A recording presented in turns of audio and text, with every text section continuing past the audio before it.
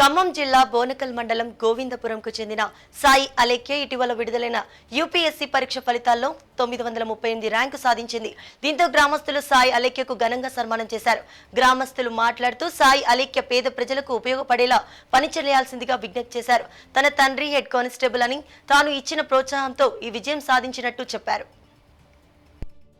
ఇవాళ నేను civil services 2023లో 938 rank సాధించినందుకు మా ఊరు వారు, నా కుటుంబ సభ్యులు అందరూ నన్ను స్వాగతించారు.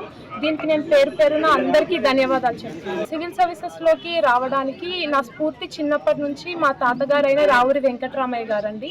ఆయన స్వాతంత్ర సమరయోధుడు, నిజాం నవాబ్ పైన తిరుగుబాటు చేశారు.